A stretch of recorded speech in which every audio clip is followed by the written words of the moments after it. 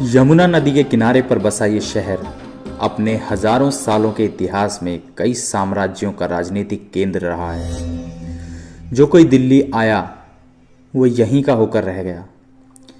मिर्ज़ा गालिब ने दिल्ली के लिए लिखा, एक रोज़ अपनी रूह से पूछा कि दिल्ली क्या है, तो रूह जवाब में कह गई, ये दुनिया मानो एक जिस्म है और दिल्ली उसकी जान। दिल्ली ने अपने इतिहास में अनेकों साम्राज्यों को पनपते और बिखरते देखा।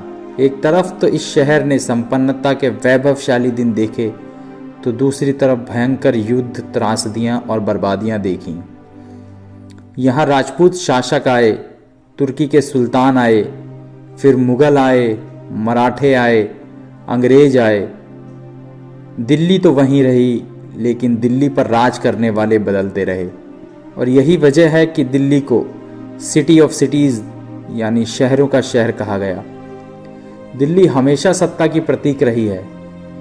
जो कोई राजा दिल्ली को जीत लेता था वो खुद को हिंद का सुल्तान घोषित कर देता था। दिल्ली के बारे में कहा जाता है कि दिल्ली 7 बार बसी और 7 बार उजड़ी। विदेशी हमलावरों के काफिले जब हिंद की तरफ बढ़ते थे तो इनका आखिरी मुकाम होती थी दिल्ली। दिल्ली का अस्तित्व कितना पुराना है और यहाँ लोग कब से रह रहे हैं, इसके बारे में तो कुछ दावे के साथ नहीं कहा जा सकता, लेकिन बहुत से विद्वान ये मानते हैं कि दिल्ली की बस्तियाँ महाभारत के समय से आबाद हैं। ऐसा माना जाता है कि पांडवों की राजधानी इंद्रप्रस्थ दिल्ली ही है। जब किसी राजा को अपनी राजधानी बनानी होती थी तो वो दिल्ली को ही चुनते थे। राजधानी बनाने के बाद किले के आसपास बस्तियां समेत घेरा बनवा दिया करते थे और इस संयोजित नगर को अपनी राजधानी घोषित कर देते थे।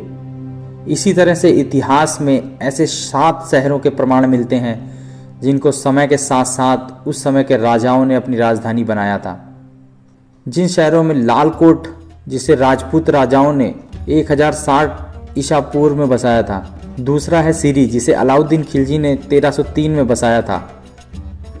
तीसरा है तुगलकाबाद, इसे गयासुद्दीन तुगलक ने 1321 में बसाया था। चौथा है जापना, जिसे मोहम्मद बिन तुगलक ने 1326 में बसाया था।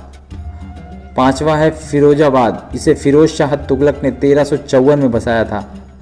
छठवां शहर है शेरगढ़, इसे शेर शाह सूरी ने 1538 में बसाया था। और 7वां शहर है शाहजहानाबाद, जिसे बादशाह शाहजहां ने 1639 में बसाया था। दिल्ली की सरजमी पर न जाने कितने बादशाहों और राजाओं ने जन्म लिया और दम तोड़ा, जिनकी आवाज़ से ही आसमां हिलता था और जमी कांपती थी, लेकिन वक्त के आगे उनकी एक न चली। समा गए यहाँ की मिट्टी में और खामोश हो गए हमेशा के लिए। दिल्ली का नाम दिल्ली कैसे पड़ा? दरअसल दिल्ली के नाम के पीछे बहुत सी कहानियाँ बताई जाती हैं। दिल्ली का नाम दिल्ली कैसे पड़ा, इसे जानने के लिए हमें इतिहास में सदियों पहले चलना पड़ेगा। करीब 50 ईसा पूर्व में जब मौर्य राजा ढिल्लू राज करते थे, माना जाता है कि यहीं से नाम परिवर्तित होकर दिल्ली पड़ गया। लेकिन कुछ स्कॉलर्स बताते हैं कि तोमर वंश के एक राजा धव ने शहर का नाम धीली रख दिया था, क्योंकि उनके किले में एक खंभा ढीला था और उसे बदला गया था। यह ढीली शब्द बाद में दिल्ली में बदल गया। पृथ्वीराज चौहान ने 1192 में मोहम्मद गौरी से युद्ध लड़ा और पराजित हो गए और एक नए वंश का शासन शुरू हुआ। 1206 से दिल्ली सल्तनत गुलाम वंश के अंडर चलने लगी और मोहम्मद गौरी ने अपने ही गुलाम कुतुबुद्दीन ऐबक को वहाँ का राजा बना दिया। कहा जाता है कि ऐबक ने ही कुतुब मीनार की नींव रखी थी और अजमेर में स्थित 2.5 दिन का झोपड़ा भी इन्होंने ही बनवाया था। इसलिए इन दोनों इमारतों का डिज़ाइन भी एक जैसा है, क्योंकि एक ही इंसान ने इनको बनाया था। सन 1290 तक दिल्ली पर गुलाम वंश का दबदबा रहा। इसके बाद जलालुद्दीन फिरोज खिलजी ने खिलजी वंश की स्थापना की। इसी बीच मंगोलों ने दिल्ली पर कई हमले किए। अलाउद्दीन खिलजी ने उनका डटकर मुकाबला किया और हर बार हराया और एक किले का निर्माण कराया, जिसे सीरी का किला कहते हैं। फिर गयासुद्दीन तुगलक ने दिल्ली पर कब्जा करके तुगलक डायनेस्टी की स्थापना की और तुगलकाबाद किले का निर्माण कराया। गयासुद्दीन की मौत के बाद गयासुद्दीन की मौत 1324 में हो गई तो उनके बेटे मोहम्मद बिन तुगलक ने दिल्ली की गद्दी पर राज किया और दिल्ली की चौथी सिटी जहांपनाह को बनाया।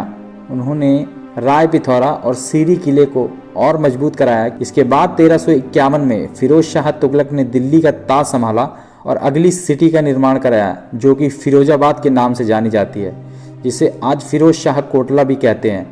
इसके बाद 1451 में बहलोल लोदी ने लोदी वंश की स्थापना की।